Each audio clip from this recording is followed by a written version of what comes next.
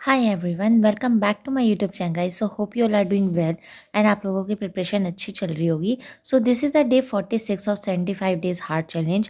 आई know पिछले कुछ दिनों से मैं डेली की टू डू लिस्ट नहीं डाल रही थी क्योंकि मैं इन्हीं टारगेट को पूरा करने में लगी हुई थी और बीच में मैं एक दिन थोड़ा घूमने चली गई थी तो इसलिए नहीं डाल पाई थी।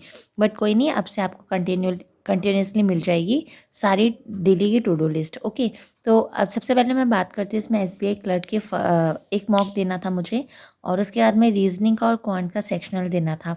फिर मैंने रखी थी परफेक्शन क्लास 2 मेंस की, जो मैंने करी थी निमिषा बंसल मैम की।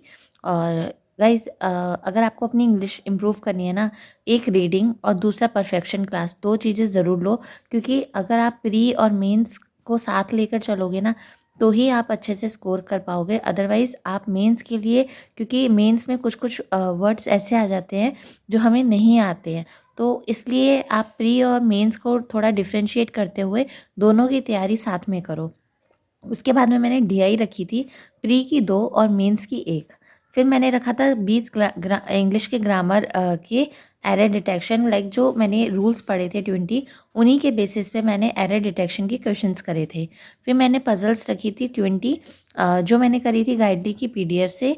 और उसके बाद मैंने टेबल, स्क्वायर्स, क्यूब्स, फ्रैक्शन को रिवाइज करा क्योंकि ये मैं डेली बेसिस पे करती हूँ। एसबीआई क्लर्क एग्जामिनेशन है गाइज, मैक्सिमम 22 मार्क्स जो हैं वो आपकी स्पीड मैथ्स पे ही डिपेंड करेंगे, तो आपको ये चीज़ें तो आनी ही चाहिए।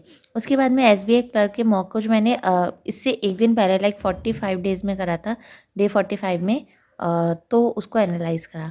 तो this is all about this video and आगे की टू डू लिस्ट मैं कंटिन्यूसली डाल लेती हूँ क्योंकि मैंने 48 डेज़ तक कंप्लीट कर रखा है। तो मिलते हैं हम अगली वीडियो में। Thank you so much, bye.